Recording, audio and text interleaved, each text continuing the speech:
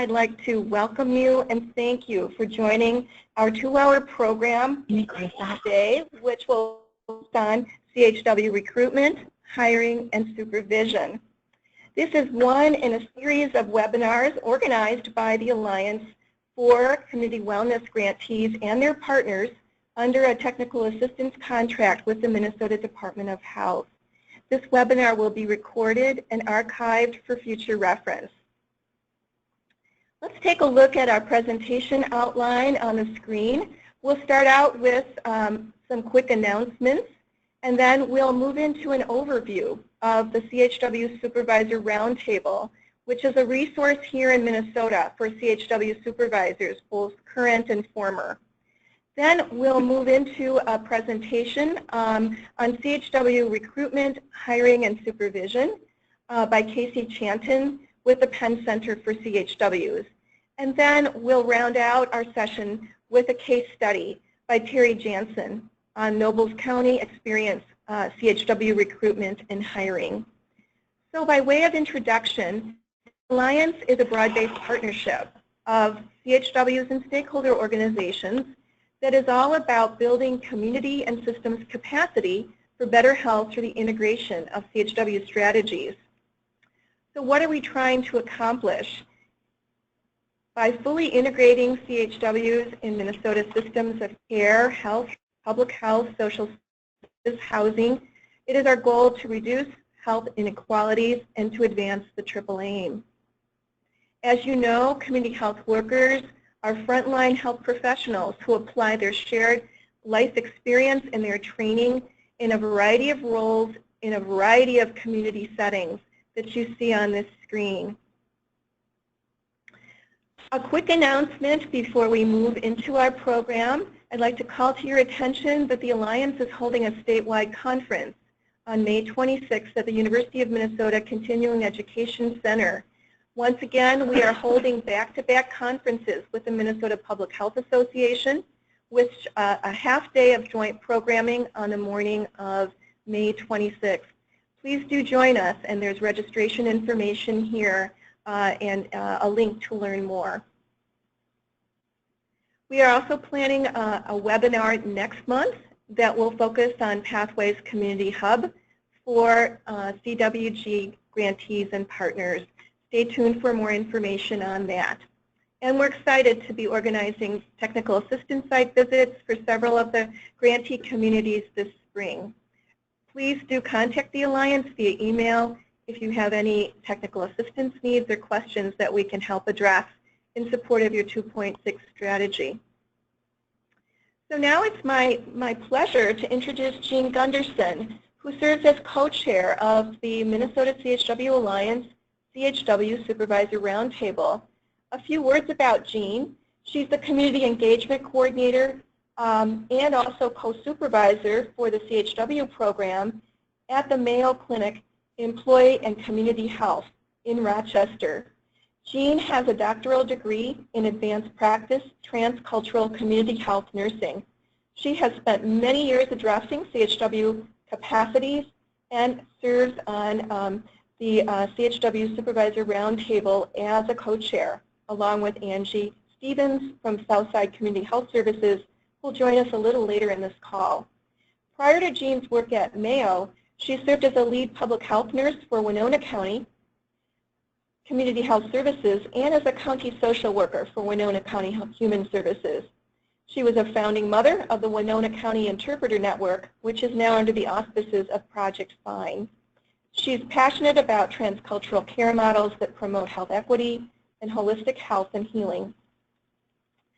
So I would like to welcome Jean to provide an overview of the CHW Supervisor Roundtable.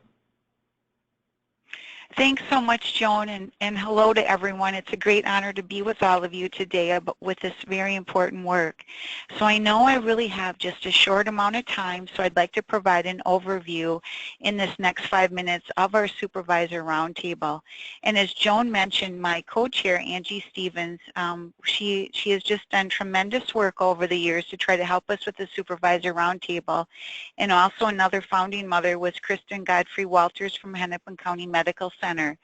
And so in 2015, I was able to join as a co-chair, and it's just really been important work, and I really believe it's a tremendous potential resource for all of us as we gain to look at best practices. And so when we look at the purpose of the Supervisor Roundtable, it really is to try to provide a confidential venue for past and current community health worker supervisors so that we can just share in that relational care, share our tools, understand and learn best practices and lessons so that we can do the best, just the best job that we can as effective managers in this work. So for our audience, again, it does include community health workers, supervisors of community health workers, community health representatives, promotores, and other job titles. That's really important to let you know. And just with a brief overview of some of our membership at the current time, it includes folks from Sanford Health, from Southside Community Health Services, from CentraCare, the Open Door Health Center, the Minnesota Visiting Nurses Association, counties like Hennepin County Public Health, Nobles County, Ramsey County, Hennepin County Medical Center, and North Point, and Wellshare International, and Community Dental Care. So that's just a quick scanning of some of our current members, but you can see that it really is a diverse group of practitioners trying to work together with many different clinical and community-based sites. So it does provide us a tremendous opportunity, and we welcome new members at all times. So what we're doing right now is we're trying to meet every other month on the fourth Thursday from 2 to 3:30 p.m.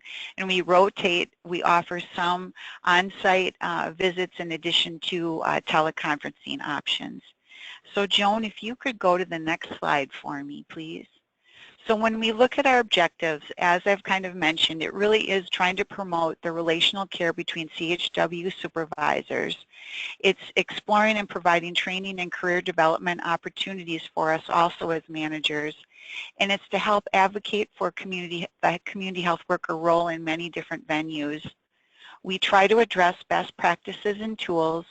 And what's beautiful is that with the current work that I know later Joan will probably talk about is that through the Minnesota Department of Health Office of Rural Health and Primary Care, right now we are developing under the auspices of Wellshare International with the Minnesota Community Health Worker Alliance a beautiful toolkit for employers that will help us look at the community health worker supervision practices, tools, just a beautiful toolkit. So that's going to be made available later within the year, I believe.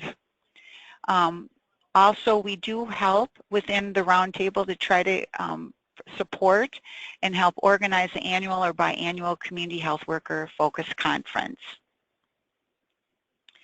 So what we want to do on the next slide, for slide 3, this lets you see our timeline in terms of what we're trying to cover in the 2016 year. And step back for just a brief moment. What we had done at the end of 2015, we had tried to survey our current Roundtable members to try to find out the main themes they wanted us to focus on.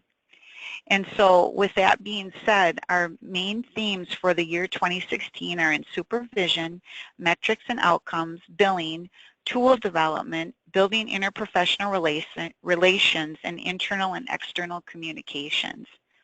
And so what's beautiful for our April 28th meeting, just as an example, for supervision and interprofessional relations, we're going to have Peter Carlson, who is a community paramedic lead, come and speak about his supervision and their model of practice, and also Karen DeJong. And what we've tried to do too is we're still trying to find some speakers, but we try to bring forward speakers to help us complement the themes that were chosen and just try to build that work. And we also are trying to recognize a different community health worker model of practice each time to the best of our ability too. So know that again, we really look at membership. We really are trying to honor that collective voice. We welcome ongoing feedback, engagement, and leadership. And with that being said, I think my time is almost up. Thanks, Joan. You're welcome, Jean. And we'd like to open the chat box now to see if there are any questions for Jean that you might have about her overview of the Supervisor Roundtable.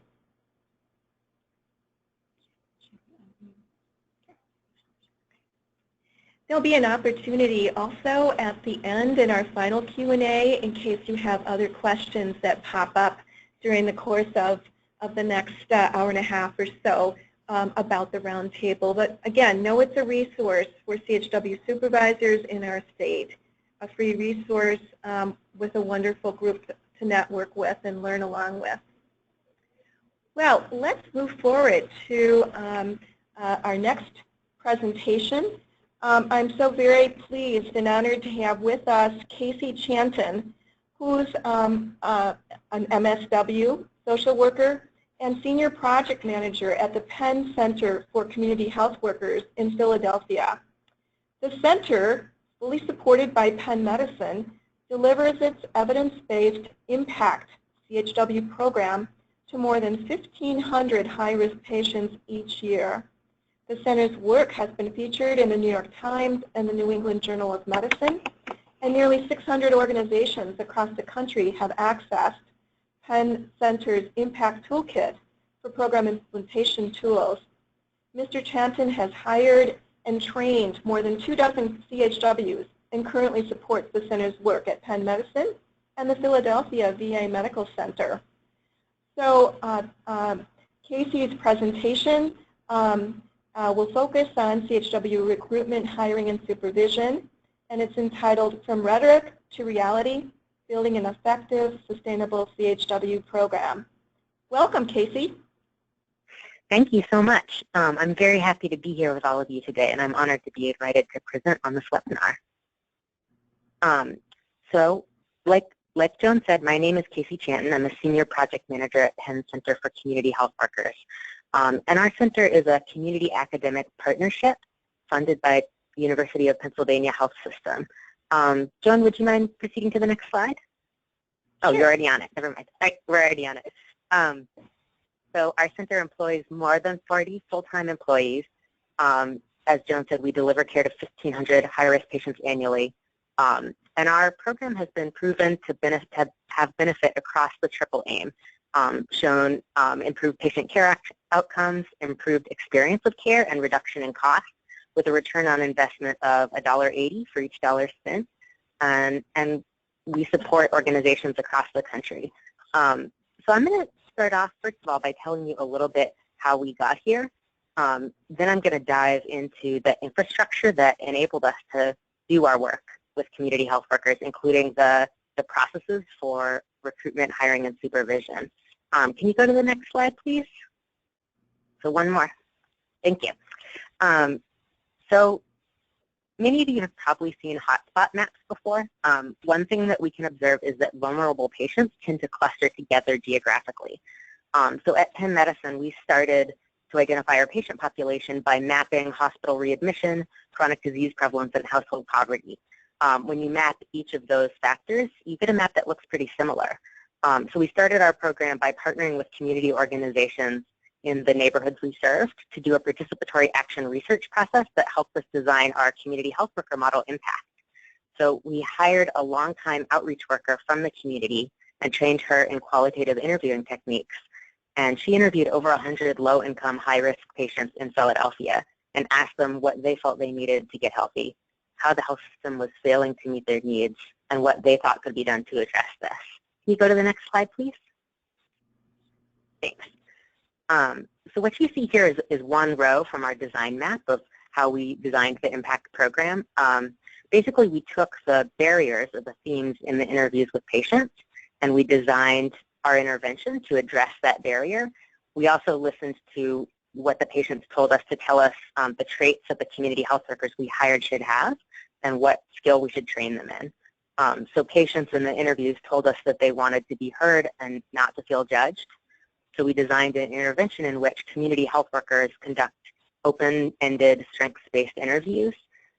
We made sure to hire for the traits of being non-judgmental and being a good listener, and we trained our community health workers in qualitative interviewing. Would you mind going to the next slide, please? Thank you. So who is a community health worker? You know, as all of y'all know, this is sort of a buzzword right now all across the U.S. We define community health workers as trained lay people who share life experience with the patient they serve, things like outcome, income, ethnicity, or race.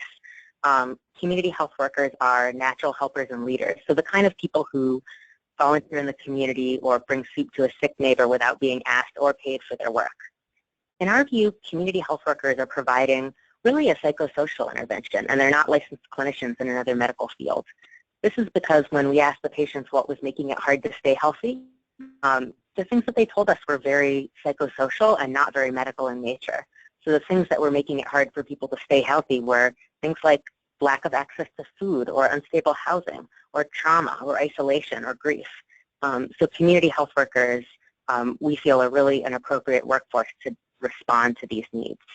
Now, there's often a confusion between community health workers, navigators, health coaches, advocates, case managers. The difference here is that all of those are roles that can be filled by any number of individuals. So a community health worker can be a navigator, but so can a nurse or a college student. So why might it be important for community health workers to be the ones to do the work? And we think it's because their sense of shared identity with the patient and their knowledge of the barriers in patients' communities, as well as their ability to provide care in a manner that can be perceived as empathetic. So I'd like to move into some of the lessons that we've learned from community health worker history and what this can tell us about things like community health worker recruitment, hiring, and supervision. Can you advance to the next slide, please? Thank you. So as all of you, I'm sure, know, community health workers have had a very robust history in this country and globally.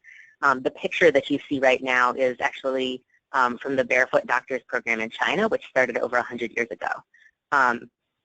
So there's a lot that's been written and a lot of history that we can look back at to see how to improve the community health worker model.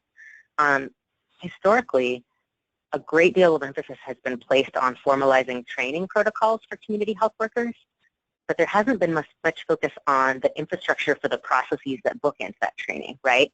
So how are we recruiting community health workers? How do we know that we're getting the right people?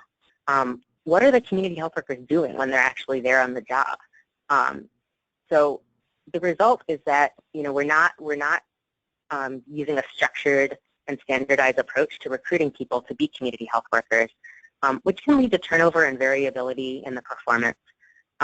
There's often not a clear workflow that community health workers and their supervisors are following, which can lead to turnover and variability as well. Community health workers are often either performing clinical tasks they're not trained to do, or doing menial tasks that are not effective and don't utilize the skills of this workforce well. So additionally, when we look at the history of community health worker programs, we see that oftentimes community health workers are employed by community organizations and not integrated into the medical care teams that care for patients. So they might be great community health workers. They're not meeting with the medical providers, and they have limited access to information about the patient's health and care plans that they need to support. Additionally, while there's been an uptick in research on community health workers in the past few years, there's limited high-quality data that shows whether the programs actually work. Studies that do exist often focus on disease-specific models, like a diabetes community health worker, which is really tricky to scale, particularly when you're working with a population of patients who has multiple conditions. Can you move to the next slide, please? Thank you. So when we designed Impact, we knew that we needed to design something with standardized hiring protocols, a standardized program including workflow for community health workers and their management. We needed to design a program that was patient-centered rather than disease-centered, that was integrated into medical teams, and that was scientifically proven. So I'm going to quickly walk you through the impact intervention just in order to contextualize the bulk of what we're talking about in terms of hiring, supervision, and training. Can you go to the next slide? Okay, great. So the first stage in launching a community health worker program is to define your patient population.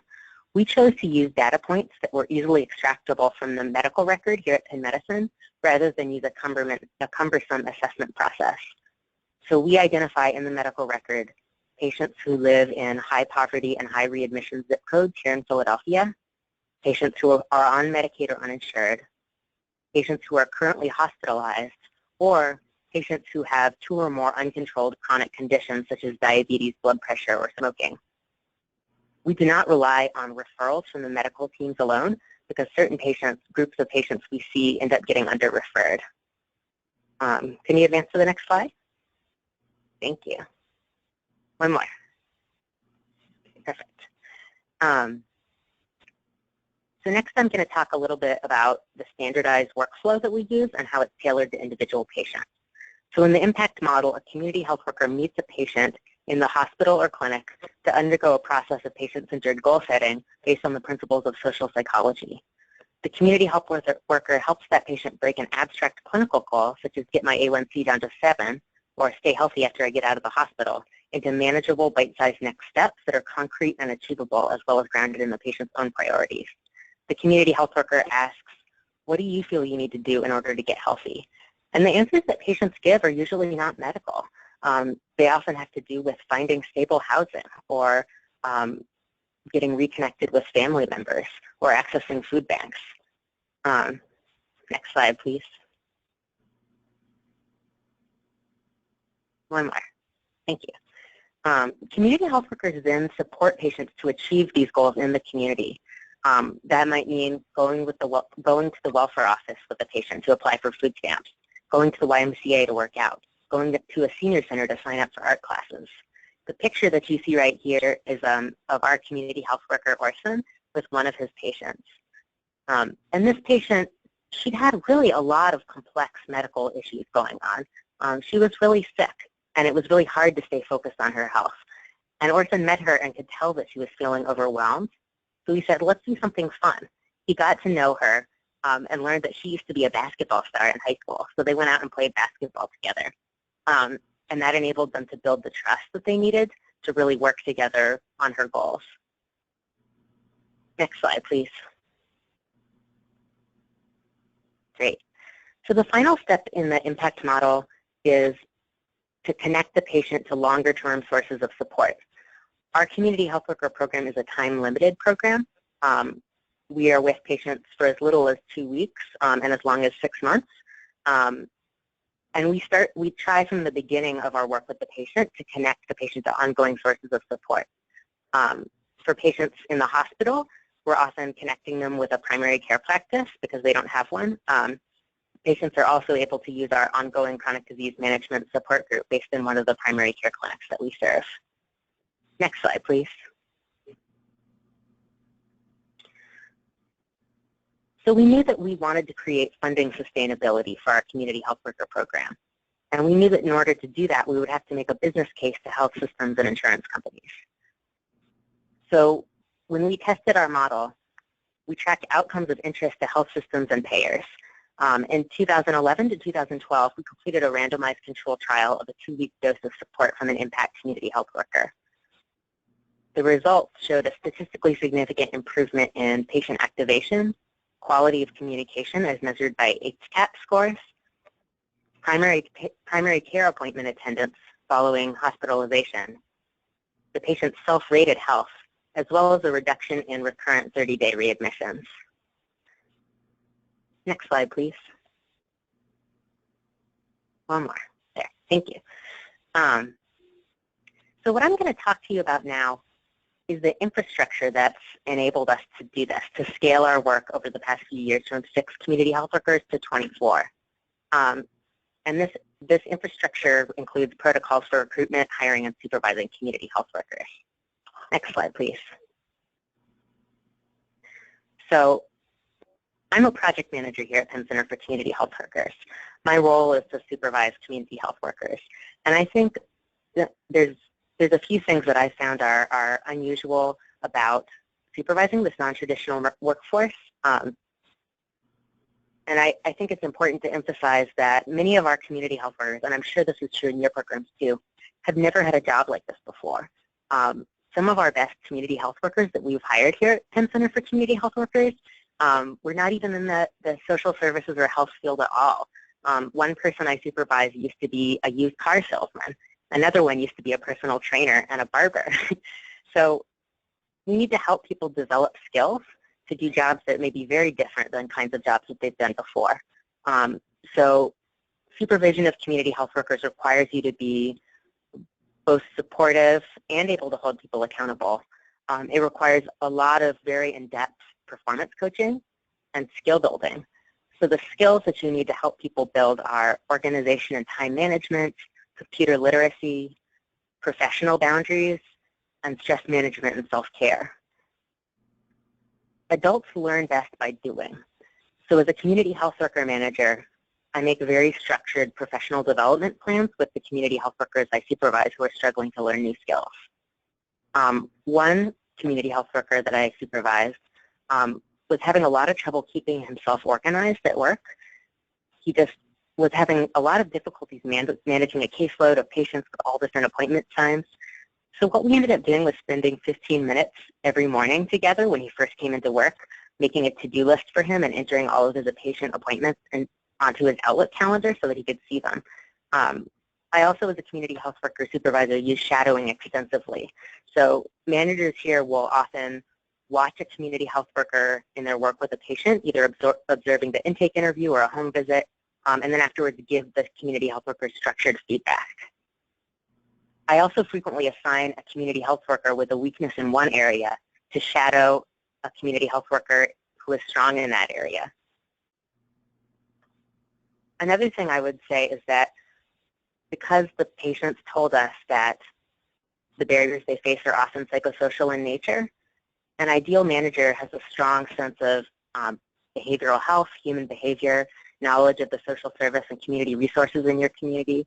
And additionally, you need to be able to anchor the community health worker in the goals that the patient has prioritized, not just the goal of the medical team.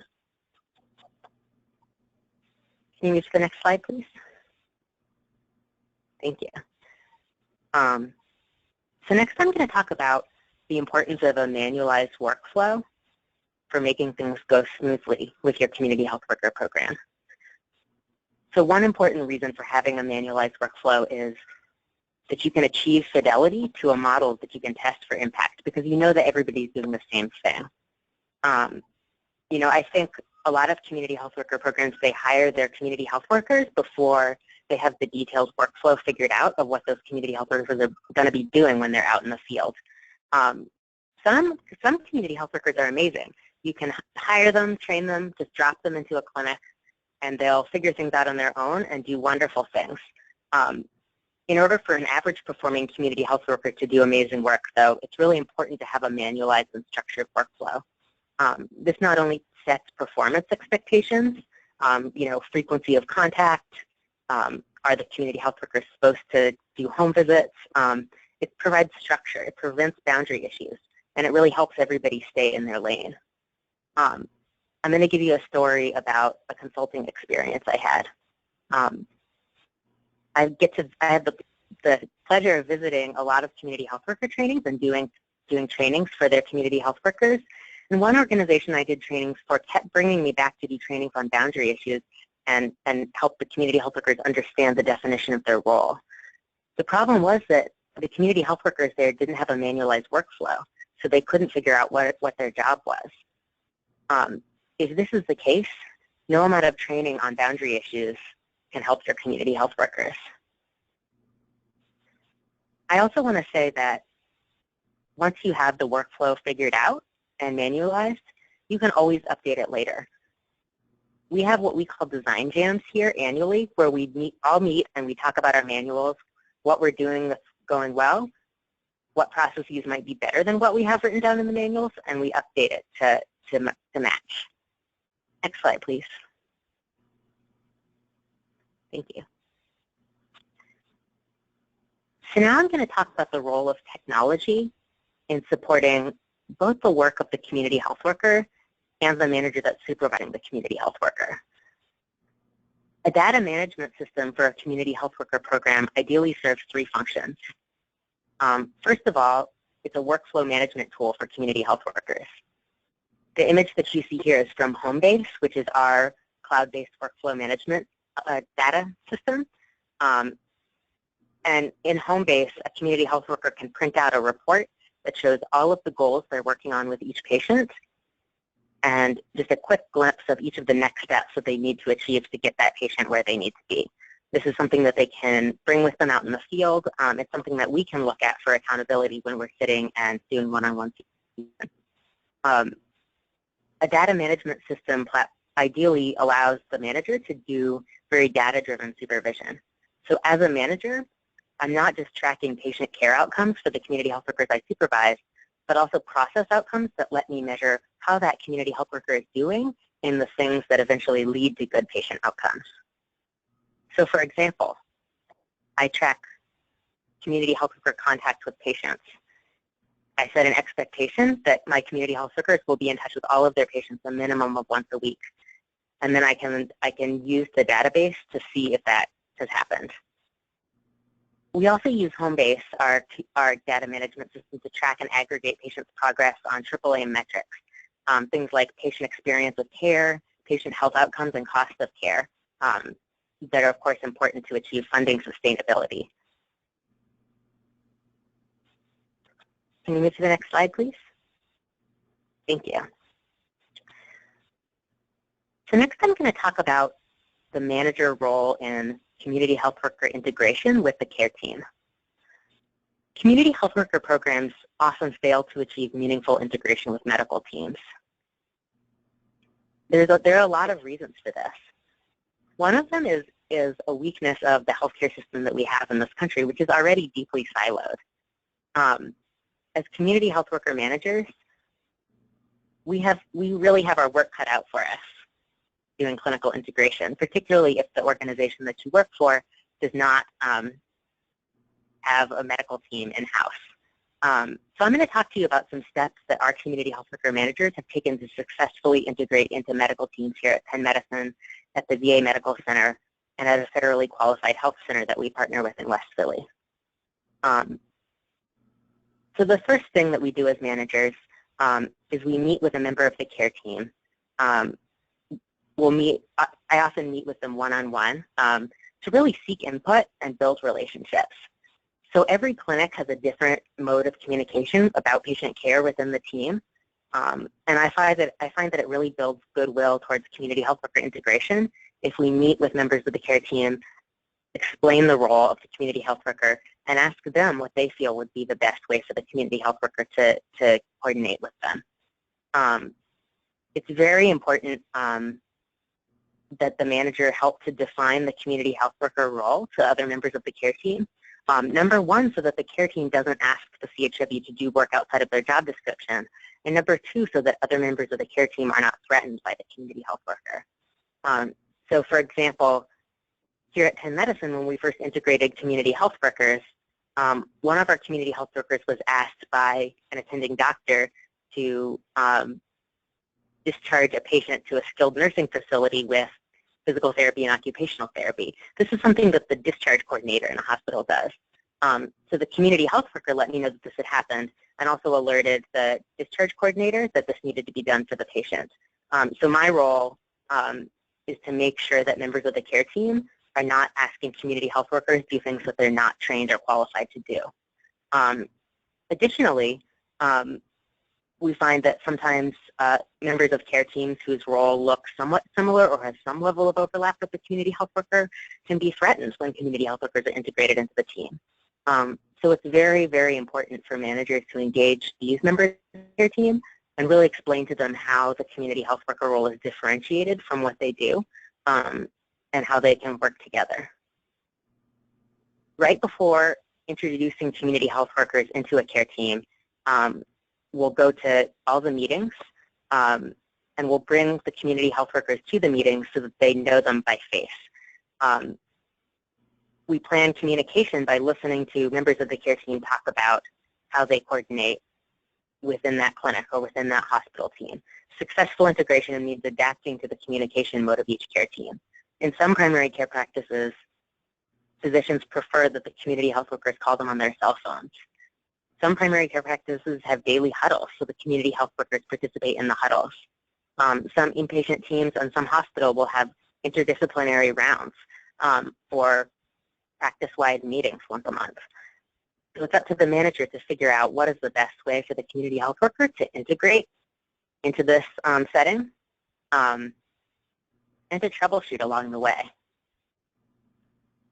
Another function of the manager in integrating the community health worker into a clinical setting is to really troubleshoot and see what things are not going well with the integration, check in frequently with the community health workers and other members of the care team, and adapt what we're doing as needed. So a variety of things can come up. There can be conflicts over space. There can be a breakdown in communication. It's important for the community health worker manager to continually loop back around to the care team and get feedback and troubleshoot. Another role of the manager in integrating community health workers into medical teams is helping your community health workers resist the pull of the medical model, including the pull to stay in the hospital or stay in the clinic instead of going out into the community to visit patients. So one of the big requests that I've received as a community health worker manager from members of the care team is, well, you know, we do rounds every morning in the hospital. We would like for the community health worker to participate in rounds every day. And we know that health behavior change, the kind of change that we're really trying to affect with our patients, it starts in the home, not in the hospital. Community health workers are effective because they can go outside the clinic or hospital walls. So we have to really do some expectation setting with other members of the care teams about community health worker attendance in meetings or rounds so that community health workers can get out and do the work that they're best at doing. Can you go to the next slide, please? Great. So now I'm going to talk about community health worker hiring. And I'm going to start by talking about community engaged recruitment processes, how we do it here at Impact, and then I'm going to narrow it into what do you do once you actually have your applicants. So at Penn Center for Community Health Workers, we feel that a standardized CHW recruitment strategy is really important. High quality applicants mean less turnover. So our standardized community engaged recruitment process includes building relationships with community-based organizations and leaders in the neighborhoods that you serve. And community health workers do presentations and recruiting through community and organizational networks. So when we're doing a hiring cycle here at Penn Center for Community Health Workers, I have not only a list of a few dozen community organizations that I call and send the flyer to, but community health workers go out and do presentations for the Black Captains Association, at neighborhood advisory meetings, at faith communities. We're really trying to get the word out so that we're reaching people who would not typically be looking for job postings on the Penn Medicine website. We also created an accessible job description that's on paper, as well as a simple paper application to reduce barriers in the application process. We found that a lot of the people who make the best community health workers aren't the most computer-savvy people, and that's something that we can train on. So what we do is we have community health workers apply via paper, and then once we actually offer the job, then we help them do the online stuff. Can you go to the next slide, please? Thank you. So thanks to our community outreach recruitment strategy, we receive hundreds of applications for every community health worker position that we're hiring for. It's really hard to narrow them down. Based on our experience and based on what patients told us in our participatory action research, we're looking really for three qualities in our candidates. We want to hire community health workers who have shared life experience with patients. We want to hire community health workers who are naturally empathetic and naturally talented at listening. And we want to hire community health workers who are sufficiently in control of their own life circumstances that they're going to be able to be of help to others. So we hire based on these qualities, which are very, very hard to teach, and then we teach on all the other skills. Significantly, I want to say we don't have a minimum education requirement beyond GED or high school equivalency, because we feel that the most important things are the qualities that you can't teach. So who you hire to be a community health worker in your program really affects how well your program works. We were able to negotiate with Penn Medicine to allow us to do our own hiring outreach rather than just going through talent acquisition the way they do for many positions in the health system. So how do you screen hundreds of applications and identify a good community health worker when resumes don't tell you much about empathy or listening skills?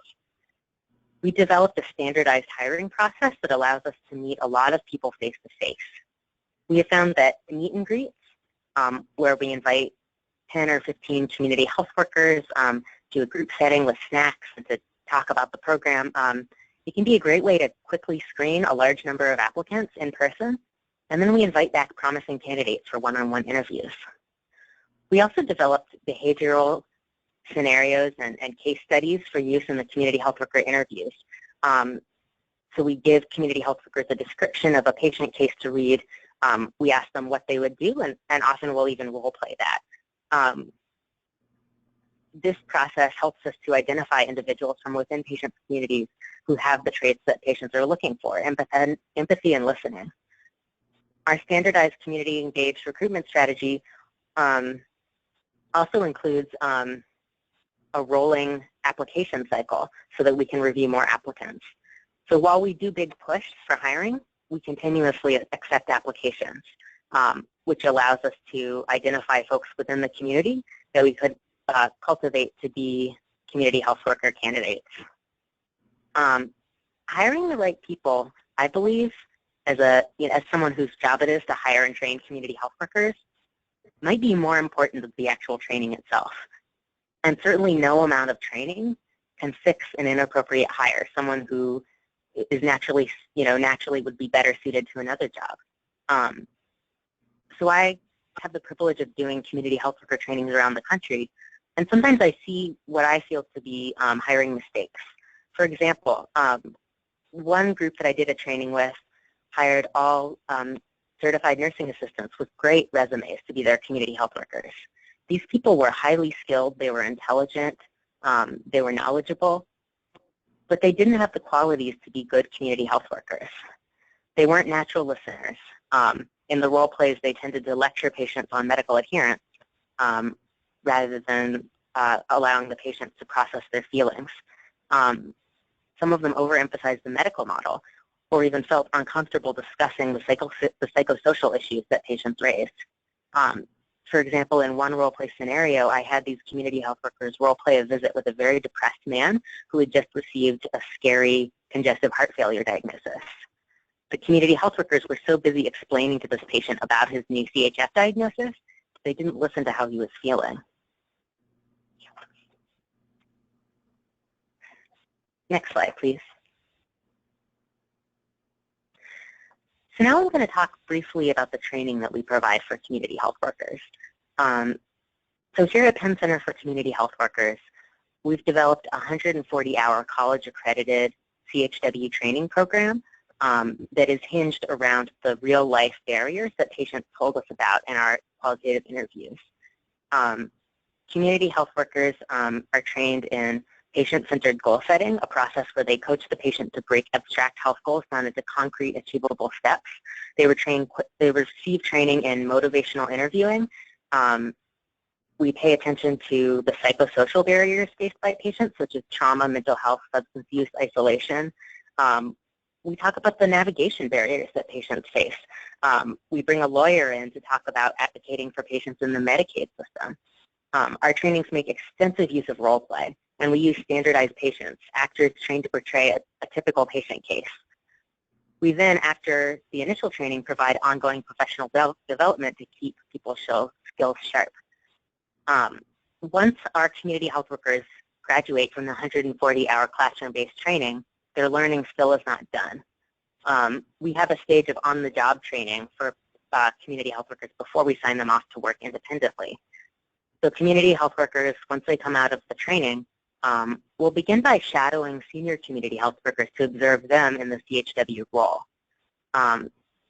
The trainee community health worker works under the supervision of a manager who clears people to work independently by training to checkpoints that map back to core skills in the community health worker training.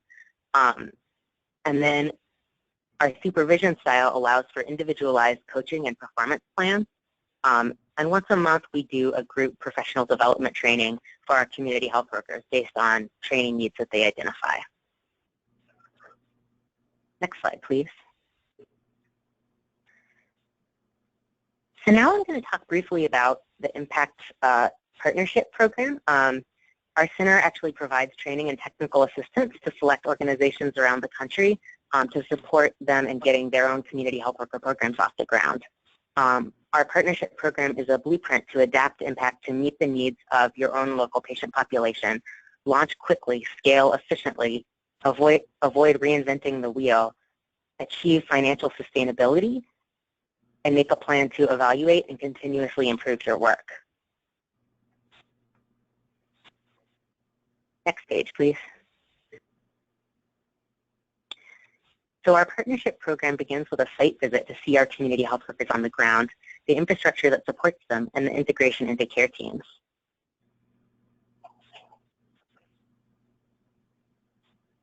We then use a blueprint to adapt impact to the local patient population of our partner using a participatory action research process.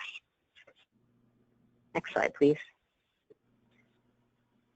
We support our partner groups to build solid infrastructure before hiring, and then to train and integrate community health workers and their managers.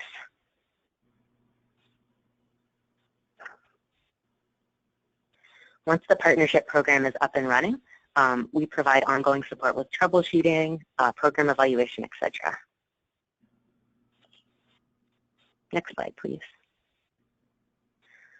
So I want to thank you all so much for taking the time to listen to my presentation on how we do hiring, training, and supervision here at Penn Center for Community Health Workers. And at this point, I believe we can open up for questions. Yeah, should I unmute everyone? There aren't any questions. Okay. We're going to give people a couple minutes to formulate their questions. But Casey, let me thank you for an excellent presentation and just very practical and valuable lessons based on your experience with Penn Center and your own personal experience as a CHW supervisor. It sounds like in terms of the structure there at Penn Center that the CHWs are centralized on a team and then they connect with different sites with the VA and primary care clinics and hospital teams. Can you give some comments about organizing, structuring CHW roles, the pros and cons of having a centralized team versus planting CHWs within medical care teams? It'd be interesting to hear your thoughts about that. That's a wonderful question.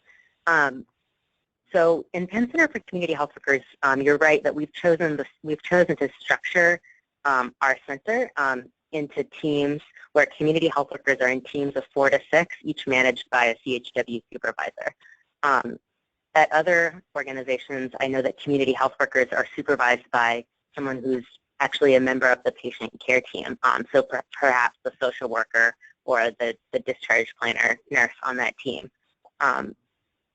Part of the reason why we chose the model we did is because we know that community health workers, in our experience, have been more effective when they're taking a psychosocial role and focusing on the psychosocial needs expressed by the patient than when they're focusing on the medical needs that are prioritized by the care teams.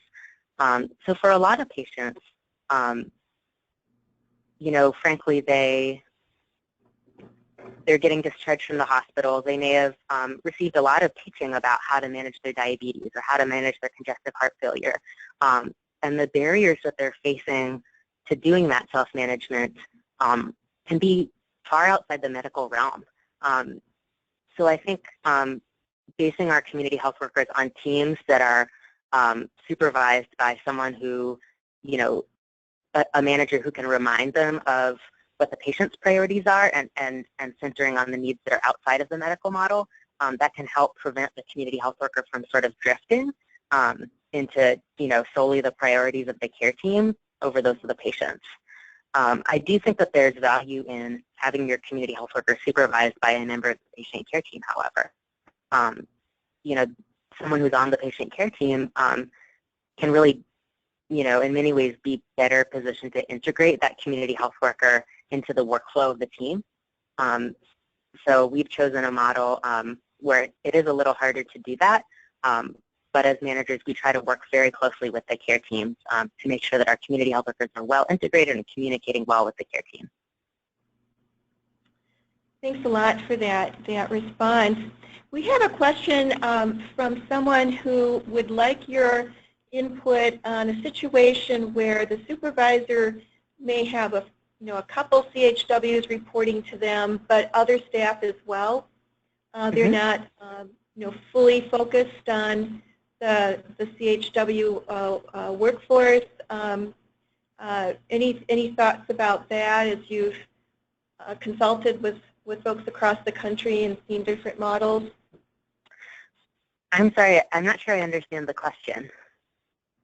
Well, I think it sounds like at Penn, the CHWs are organized in teams, and the role of the CHW supervisor really is entirely around providing guidance and coaching and success for the CHWs who report to her or to him. What we find in other situations is that a supervisor may have a couple CHWs reporting to them and other staff as well. It's any thoughts on that kind of model? I think especially as programs get off the ground, there may only be one or two CHWs in the beginning. So assigned to work with a supervisor who has other responsibilities as well. Yeah, so that's a great question. Thank you so much for clarifying. I think that this is a very common situation around the country that I've seen, that community health worker supervisors aren't just supervising a team of community health workers, and that you're actually supervising a variety of employees to do different roles. So I think that oftentimes supervisors sort of tailor their supervision style to the different individual that they're working with. So to me, it seems entirely feasible that a community health worker supervisor could use, with the MSW social worker they're supervising, a supervision style that's appropriate for that person. And with the community health worker that they're supervising, a supervision style that's appropriate for that person. I do think that community health workers as a workforce, because many of them have not had jobs in the past where they're doing something quite so complex, where they have to manage their own time and think so intensively about professional boundaries. I think community health workers do take more time and investment from the manager to supervise. And I think it can be tricky for supervisors who are coming from supervising a non-peer workforce to supervising a peer workforce to learn some of the supervision skills that are beneficial to this workforce. I think sometimes for me, what's helpful is to listen to the community health worker. So when I identify, perhaps by looking at the monthly progress report, for example, that my community health worker is not getting the intake interview done, just to sit and listen to that community health worker and ask them what barriers they feel like they're hitting, and really help them work through the details of a plan for how they're going to improve their performance.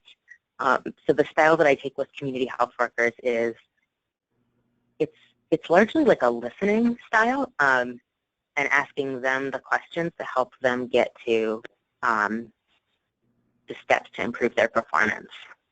But it does take more time and energy, I think, than perhaps some other workforces.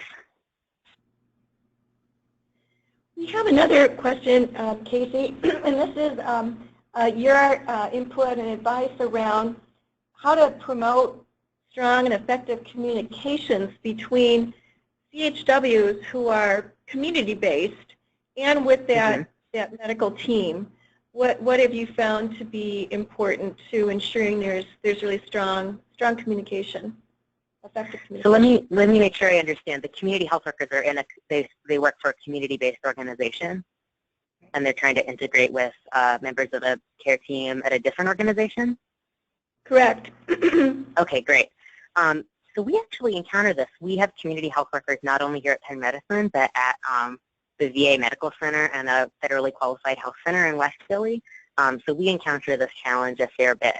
I think what I would suggest for the manager to start with doing is to really build your own relationships with members of the care team and put them in the role of guiding you on how to best integrate the community health workers.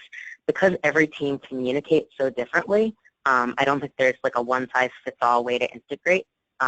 You have to really ask them how do they communicate with each other and figure out a way that your community health workers can plug into that. One thing I would say is that in my experience, community health workers are far better at communicating the value of their work either face-to-face or on the phone rather than by writing it in the electronic medical record. And I think one thing that I've also noticed is that if you can get members of the care team face-to-face with community health workers and really get them under the hood hearing an example story perhaps of work that a community health worker did with one of their patients, it can really help increase buy-in, and it can make them more interested in meeting with you and integrating with you and hearing about your community health workers' work. So I think, the strategy that I always start with is, pay attention to members of the care team, meet with them, ask them for advice and guidance. Also, flatter them a little bit. You want to build relationships and trust. And then, make sure that you're having face-to-face or phone conversations between community health workers and members of the care team so that the community health workers can really share about their work. And I would lay out, particularly impressive patient stories because this will let them see the value of communicating with you more closely.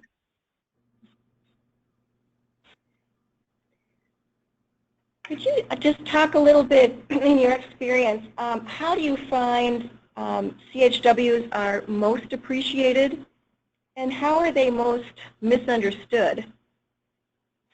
Oh, that's a great question.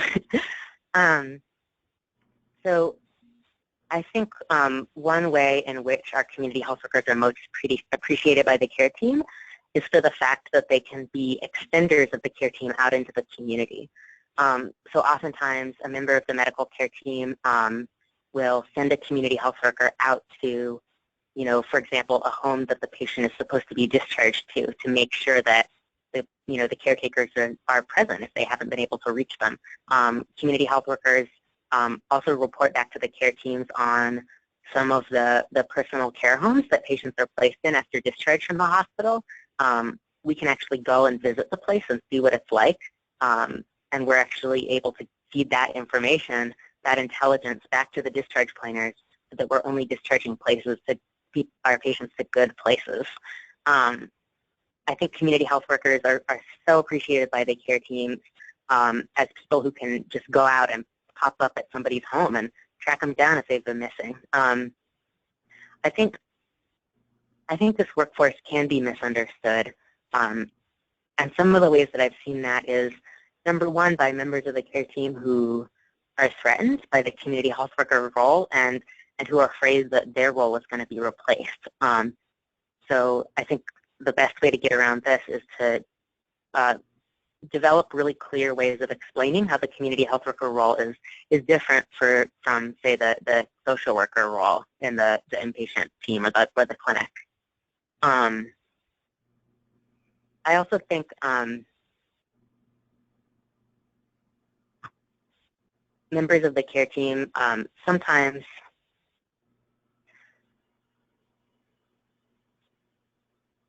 I'm trying to think. Let me think about that one if I think of something more. Okay.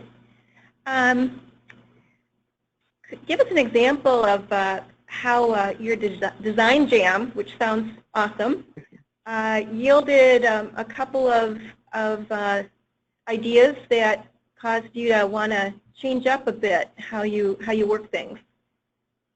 Great, that's a wonderful question. So we actually just had a design jam a couple of weeks ago, and we made a whole bunch of changes. The process that we used is that we have small team meetings where each team of 4 to 6 community health workers and their manager meet once a month, and then we have a large team meeting where the whole organization meets once a month. And so in the small teams, the managers asked the community health workers to share what changes they thought should be made to our workflow and to our manuals, and to really prioritize what we wanted to talk about in the design jam.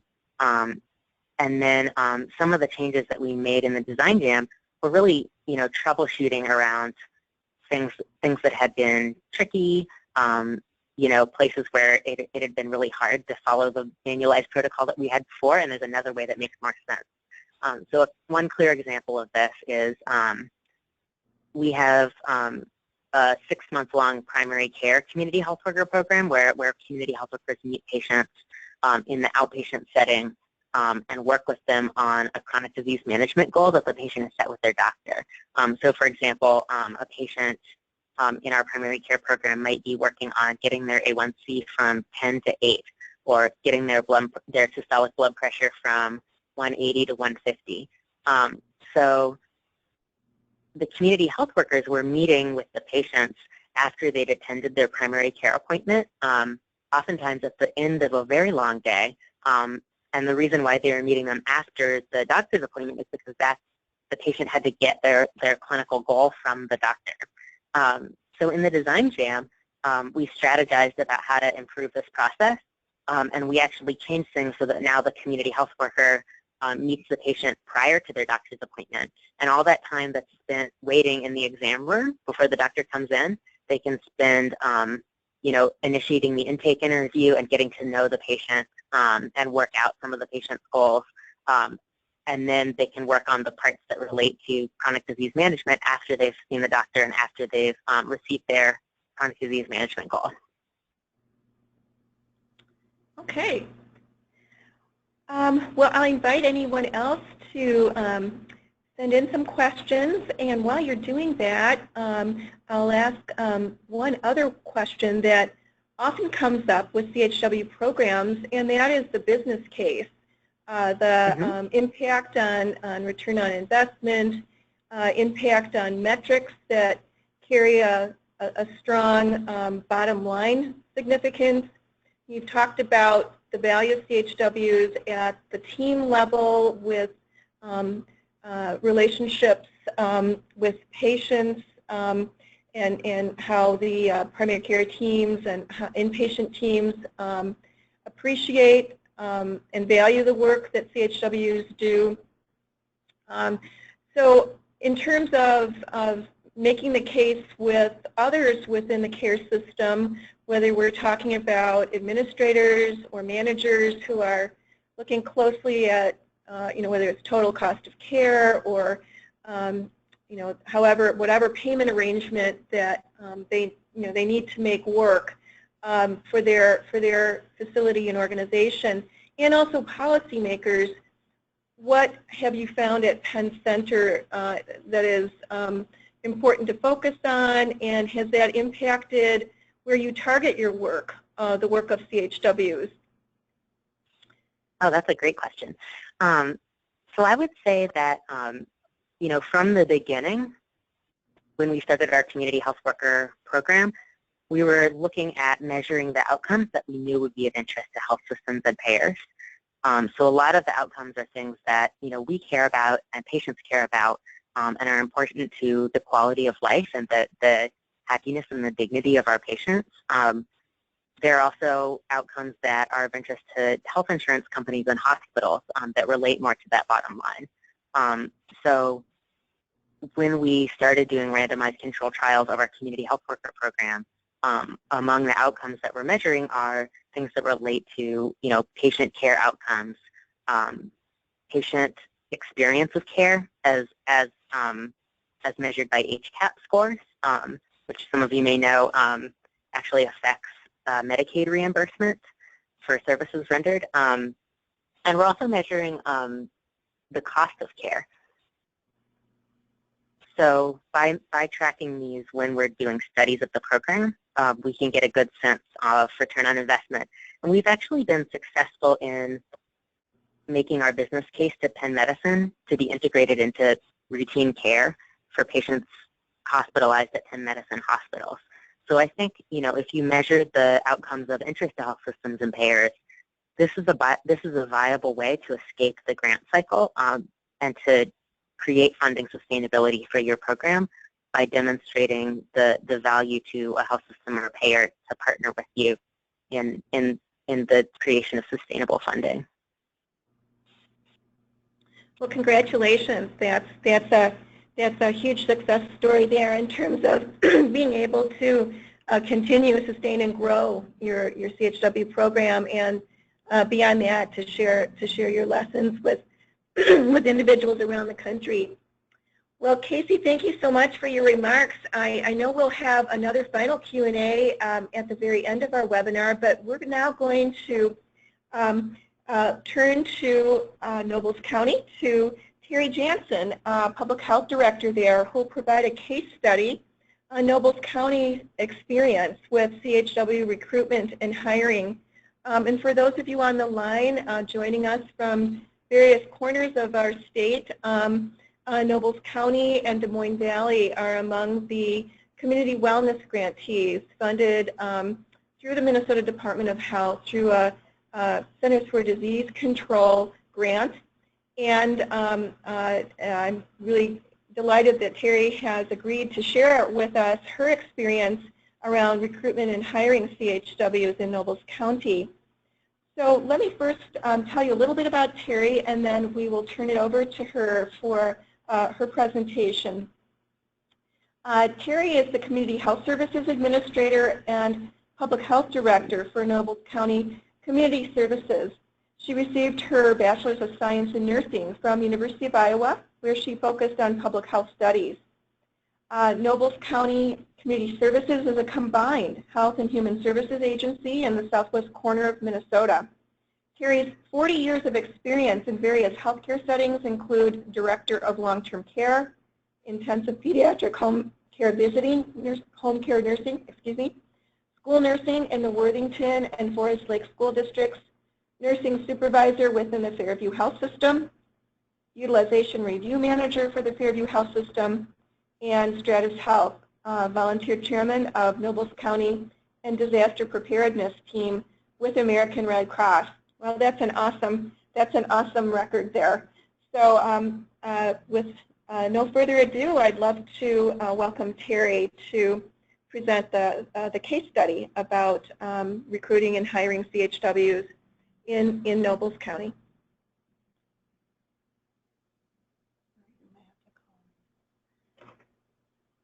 All right, it sounds like we're not connected to her audio, so we're going to give her a call here quick to try and get her connected. Sorry for the delay.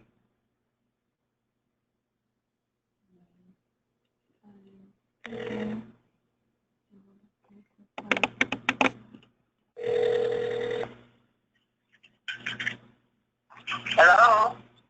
Hello. Hi, Terry. Now we're going to have an echo. Yeah, if you could turn your computer's mic off now, that'll help with the echo. Sorry about this. Turn it on. Go to the mute. There, turn that down. There. Now is that better? Yes, thank you. Okay. Can you hear me there? Yes, we're going to try and get you as loud as possible so that everyone can hear. But go ahead and start. Oh, sorry for the delay here. We've tried a couple times today, so you can hear me now? Yes. Okay.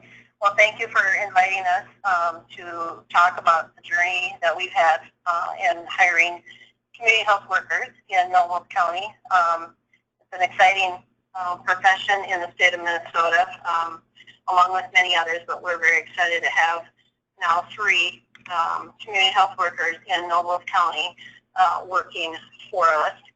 And it's been great hearing everyone today talk about the different models and just what everybody's doing. So I too have benefited from the roundtable discussion, so thank you for all of you that have done that. Today on our call, like Joan said, I have our whole community wellness team with me, and if we have enough time, hopefully we'll have just a few minutes to share from our community health workers just a quick story of success that they have had. As Joan indicated, we are in the southwest part of the state. Excuse me. Our grant currently is Noble County Community Services for and Des Moines Valley Health and Human Services. So we cover 3 counties, which is Noble, Jackson, and Cottonwood, with part of the grant that has allowed us to hire the community health workers in our area. We are located on I-90 and the Highway 60 corridor, about 60 miles west of Sioux Falls, South Dakota, for those of you that are not from here, and we are about 3 to 4 hours from the Minneapolis and Rochester area. We're very rural, we're very diverse. We have approximately 70 languages, dialects in our town. We have a county of 21,000 people. One business in our area alone has approximately 2,500 employees, and when we were there to tour last year, that represents about 52 countries, and they support a little bit over 40 languages in that workplace. If you want to,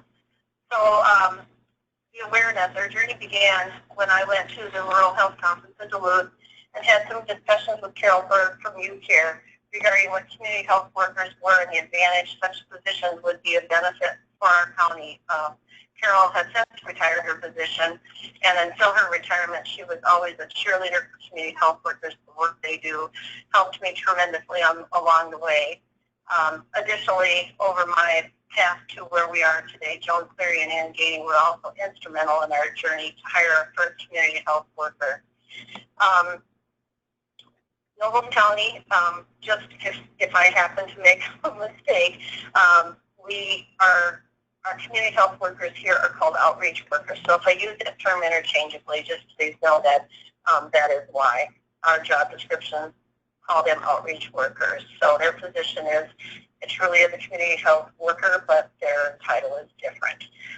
During the time that I was hearing about the community health work, that the workers and the emerging profession in the state of Minnesota, I was doing a gap analysis because I was fairly new to the community for a public health entity for Noble County. During the time I had conversations with staff to determine gaps analysis, I heard a common theme that the gaps, many gaps in the different programs that public health was providing for the community related to diversity, concerns within community partners often, and the providers also within the varied population in areas of healthcare, non-compliance, not attending appointments, not understanding why people weren't receiving refills of their medication. And of course, as my staff have heard me say, my pet peeve is often non-compliance. Really, what is non-compliance? Is it truly they deliberately aren't coming or doing what they need to after a doctor appointment, or is it truly because they don't understand what is needed? Documents are not always translated into other languages. Once they are, that does not equate to the ability for others to read and understand what may be sent to clients. Until people have missed appointments, people don't have applications returned, so they've lost health care. It was very clear through the gaps analysis that I could not determine what was needed when I didn't understand the cultures, the values, and beliefs of the diverse population living here, because I'm white, speak English, and I grew up here, so I didn't know any different. So who was I to decide what our best next steps were? So through the information that I had received and the conversations I had with many wonderful people, our board in Noble County is of commissioners. There are 6 commissioners, and they are our community health board. Usually the budget is done in 2013, and unfortunately some of the information I had received happened after that timing, and the budget was truly ready to be approved on the last final day in November before it went to the board for the following year's budget approval, and I asked to be on the committee to have a discussion. And through that conversation, and again, I've always had great support from our community health board here, the commissioners agreed to move forward with the request in the budget to hire a brand new position for a community outreach worker and one additional nurse to help with maternal child health. So if you want to go to the next slide. Then after that was approved at the board meeting, then we worked with HR and determined a criteria for job description. In Noble County, as part of the state system, we work with Merit. It is a Minnesota system for hiring. And through that process, we had many challenges. So with HR, we had to determine that the position needed to be bilingual. We would give credit for education obtained outside the U.S. The job description had to be evaluated for a comp worth study for the county. It had to be sent back several times to make sure the evaluator of that comp worth understood the work and the value of the position to get the best wage possible at the time. There was not an understanding of what we were trying to do. And then the merit system had many barriers also, trying to help merit people understand the positions, the comp worth, where it needed to be posted, because even though we have a job description for community outreach worker, it's not posted in the merit system as a community outreach worker. It's grouped into categories that they feel it needs. So there were many challenges there. And there were a few requirements that I had to say, such as high school diploma, GED, valid driver's license, which I really didn't want or need because I felt like it was a barrier. But again, some of those things were out of my control. So when I hear Casey talking about simple low-tech application, wow, I would have loved to be able to have that opportunity. And also an accessible job description. We also work with several unions here, so I don't know how that would work if we did a meet and greet and then tried to select people to come back to hire. But that sounds like a wonderful opportunity, because we do know there were many people that wanted to apply and couldn't because of some of the restrictions that we had. The other piece with merit is it was terribly difficult to navigate. Several people did approach me. They had attempted the application process. I myself had attempted the process a couple of years before I was hired here and quit because it was difficult, and did not pursue the interview or the application process. And so if it's difficult for me, and as I said earlier, I grew up here and understand the system, then how is that for people that have never lived here, don't understand why we need all that information, and very threatening for some people. So then we continued the hiring. If you want to go to the next slide. Like I said, it was really important to us that people would be given credit for education received outside the U.S. So while I couldn't really put that in the job description, I did put it in the ad. And I required a person to be bilingual English in that they were prominent in English and had one other language, and we didn't pick and choose which language. They just had to be bilingual. Within the interview process, this evidently pulled quite a few people because we ended up with 27 applicants that we could accept through the merit system. There were more that applied that didn't meet qualifications because of the merit system, but then we had the big process of how do we determine who we interview, and we really did interview everybody because we just didn't know what we were looking. I mean, we had an idea what we were looking for, but we didn't feel like we could pick and choose through the paper applicants because we didn't know what we would get, and we didn't want to take the chance on losing someone. One of the things that I had asked HR to do, we had a written assignment, which written assignments are common in the nursing portion of the public health unit when we do interviews. But I asked the assignment to be done in English, and then the language of choice by the applicant that was being interviewed. And additionally, I can't determine a bilingual ability for a client or for an applicant, so we used the language line on one of the questions. And trying to think if there was, I think I grabbed a, anyway, we actually asked, oh, I know where it is, sorry about that.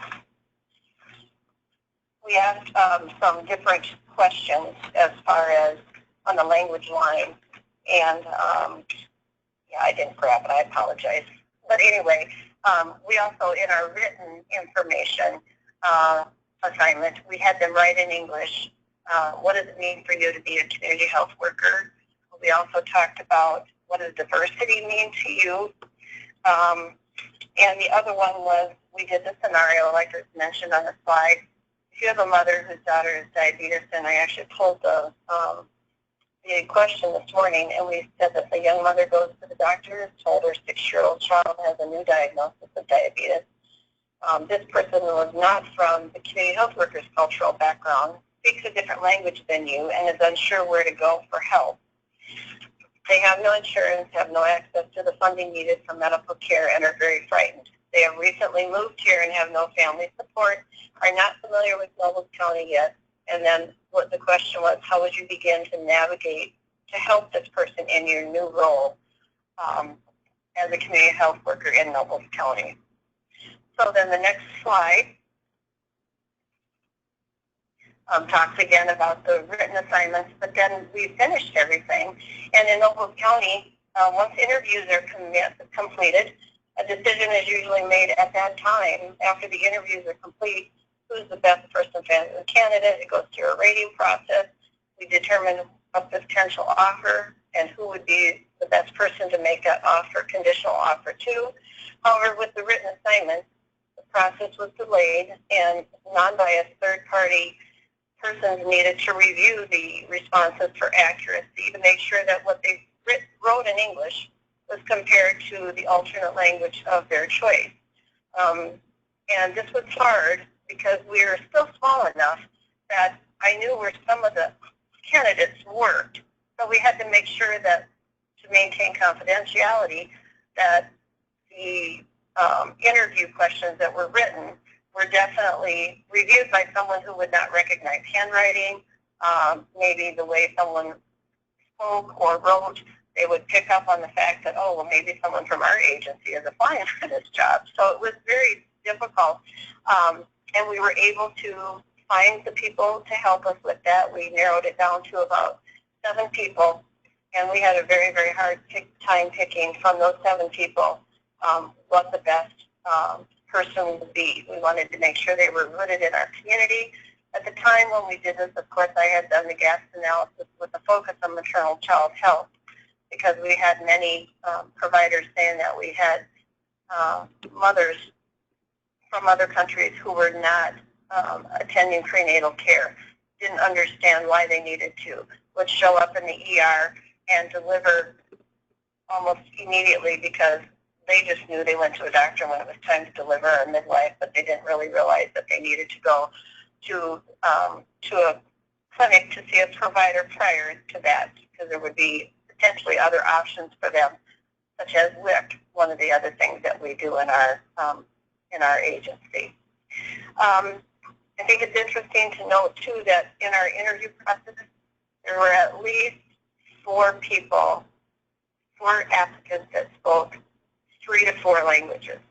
And then we let them choose which language that they wanted to do the interview with on the language line and their written assignment. So then if you, let's see, go on to the work to be done. Next. Right now we have community health workers that are through this grant. I guess I forgot to mention that earlier. Through the community wellness grant, we actually wrote in a portion of that grant to help provide education funding for the 3 community health workers that we currently have employed. because the rules have changed in Minnesota and they no longer can be grandfathered in after a certain amount of time working in an agency as a community health worker to be able to bill for their services. They now have to be certified, and they are going to school through Minnesota State Health System, or listen to me, Minnesota College System, through Bemidji Northwest Technical College, and they will graduate May 6th, so we're very excited about that. So we were able to get this certification provided for them. They worked very hard on that. It's been very difficult between working full-time, having families, and other secondary jobs, plus trying to do the work of community health workers in our agency. It's been very, very fine dance for them.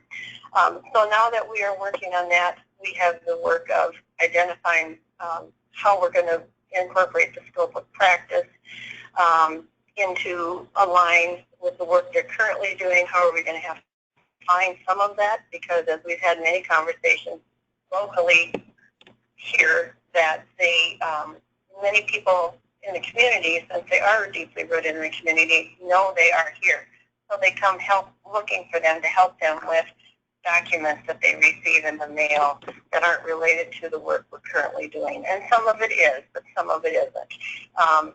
They want them to come downstairs in the courthouse and help them do the interpreting at the license center, or they've gotten a bill in the mail and they don't understand what it is. Well, a lot of that is very much community health worker role. We need to figure out how to kind of hone in on that, because we have two of our three gentlemen. We have all three male community health workers at this point, and two of the three are funded solely with grant work, so there's specific guidelines of what they are to do. Fabio, who was our first community health worker that was hired, after we hired him and he came in for orientation, I said, well, this is up to you and me. We aren't really exactly sure how we're going to do this, but this is what we need to do. And I'll let them talk just really briefly in a little bit as to a couple of things they've done. But the main thing at that time that I needed Fabio to do is to try to get embedded in a couple of the churches due to the requests that we had been getting from the providers as far as the prenatal care type thing.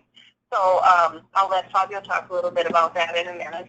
But in addition to that, we need to determine protocols, how we do referrals, all the things that UPenn has figured out. We need to figure out. We also need to figure out a better orientation process, because we would like to, my goal is to hire more community health workers, because I've seen huge value in the short time we've had all three here. I can't even tell you how important the work they're doing is. We also need to start doing best practices for documentation. How do we set up the billing process to have sustainability for the positions beyond the grant? And also to further educate our community partners on how best to utilize the work they do and understand their value. I have many, many conversations with providers who really, still refer to them as the interpreters, and I have to explain to them what a community health worker is. While they are bilingual, they have roles that supersede what an interpreter can do. Well, I think that brings us to our last slide. And as you can see, we have a picture of Fabio, who is sitting, Ola, who is sitting on the table. Fabio's on the chair, and Jesus is standing. So I think we will let, like I said, Fabio was hired first, and he has been doing work to help us connect with the Guatemalan church, and it's taken him a year and a half to get there. But we're working on a public health situation right now that has been wonderful work achieved, because now we have that relationship with the church. Jesus was hired from Southern Prairie Community Care, a grant with the Bush Foundation that we hired him for, and he works with the schools and he works with care coordination in the clinics and the communities and works with the navigators, and he's got a very, very busy job, and his grant is due to end. His grant funding is due at the end of the year as well. And OR is newly hired through the Community Wellness Grant, and he is focusing on hypertension and diabetes. And we'll let each one of them talk just briefly about their experience here. So here's Fabio. Hi, hola. Can you hear me?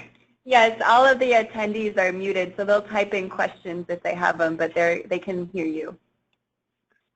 Okay, as the title says that I'm the senior now, I think, here for the community health worker. It was a nice, exciting job for me, because I like to help people. And as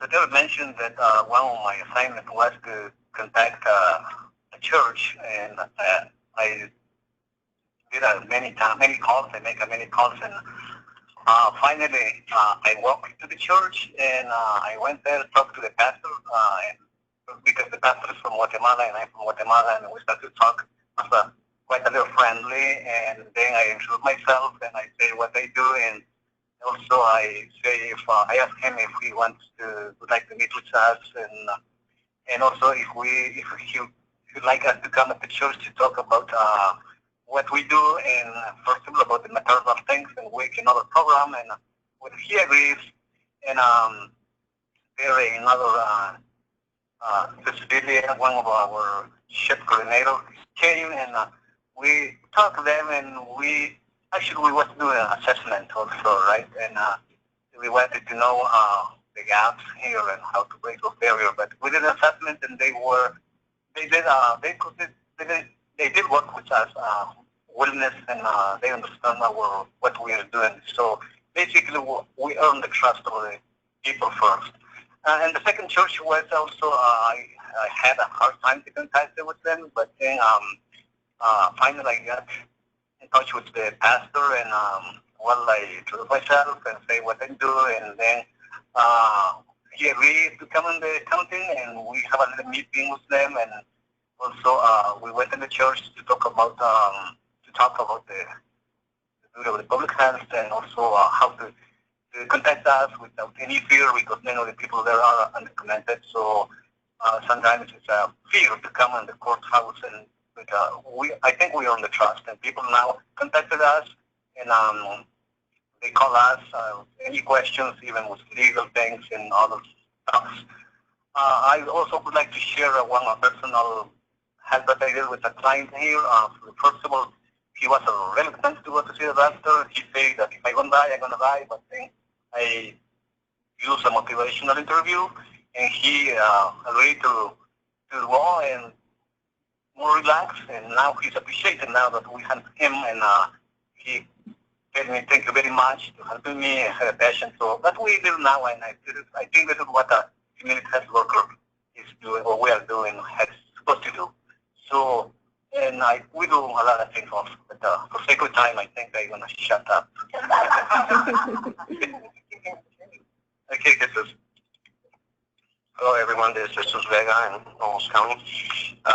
Well, one of my experience was I started attending to a group called Child Study at Perry Elementary School here in Warrington, and it's a group of teachers working with special needs children. So they were trying to contact this mom that had the baby. She was 3 years old, I think, and she had a lot of complex conditions. So I think they tried contacting mom here, and there were no answers back, different phone numbers, different address. And so the first time I went to the meeting, I asked them I can probably try to find out where they live and if I can contact the mom. So I did go out to the house, and I, like Fabio was saying, I kind of gained the trust of the mom, talking, explaining the services of the county and the services of the school, and so she was okay for the school to go in the house and help the little girl with all the needs that she needed. So then the next meeting we had at the school, they asked me if I had any luck. Well, yeah, well, you guys can go back to their house next week. So, I mean, they really appreciate that. And, I mean, it was kind of hard at first, but like I said, gaining the trust of the mom, and there was language barriers and not knowing the health system. So, I mean, it was a lot for the mom, and now the baby is healthy, and she's going to physical therapy and getting ready to go to kindergarten. So it's nice to see those outcomes with those community health workers. And I'll pass it on to Howard. My name is Howard Jolo. If I speak African English, please make a note and ask me later, and I will try my best to explain it. We are sharing a little bit synopsis of what we have been doing, what we have been experiencing, working with the county. And one of those experiences is I was coming from lunch. Our offices are, when you pass the family services, then when you walk, you can see people that come for their time. Then I saw this guy. When you are known in the community, people always say hi to you and they approach you. And when I was passing, this gentleman saw me and he called me. Oh, wow, come here. How are you? And I say, hi, how are you? Then I asked him why he's there, and he said,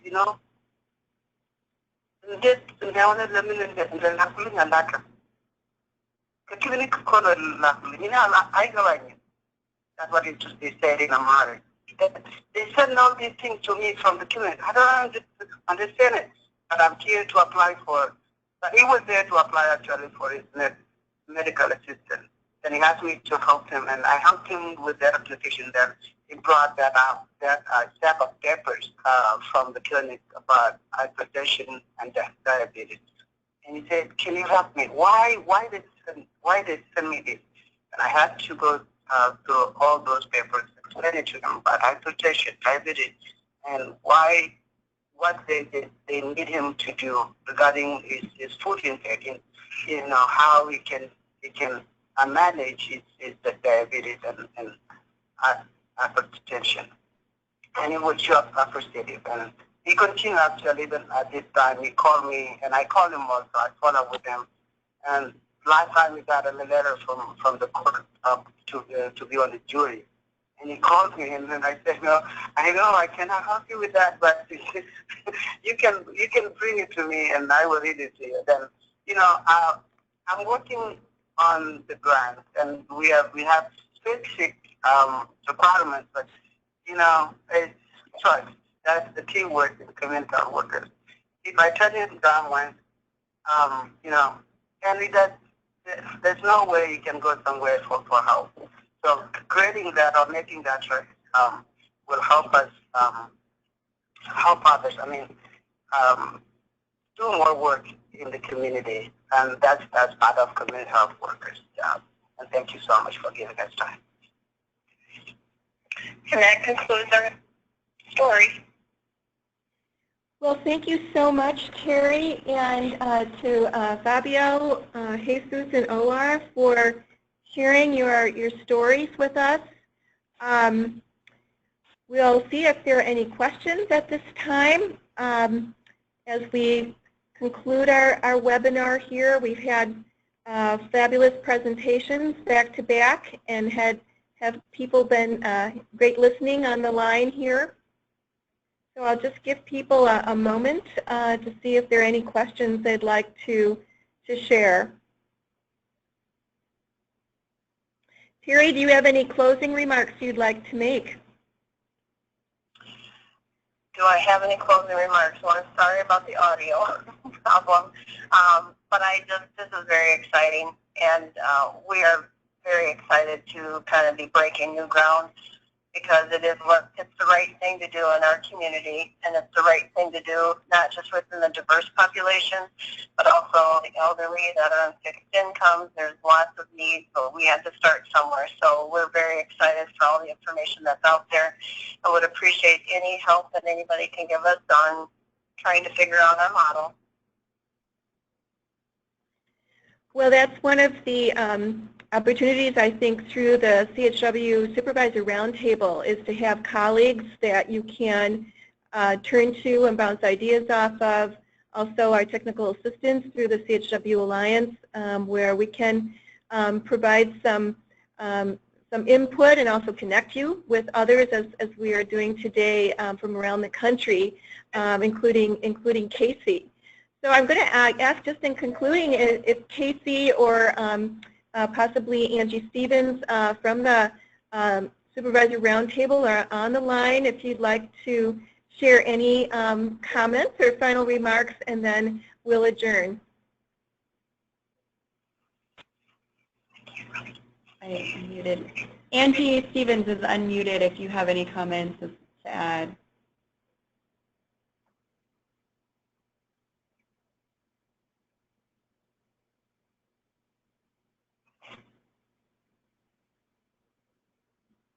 Okay. Well, again, we'd like to thank very much Jean Gunderson from Mayo Clinic, Casey Chanton with the Penn Center for CHWs, and Terry Jansen from Nobles County, along with her CHW team, for serving as our faculty for this particular webinar with a focus on CHW recruiting, hiring, and supervision. There's a lot to learn, as it is a new role, and so hence the role of the CHW supervisor is new as well. So you're doing very exciting, groundbreaking work, and we're very excited to be on this journey together. So with that, we're going to thank you all for your joining this webinar today. We'll be sending out a brief questionnaire survey, a pop-up, because we always want your feedback. We can always do better, and we appreciate any comments that you'd like to make about this webinar. And we will be back in touch as we organize our next webinar for a month from now. So with that, let's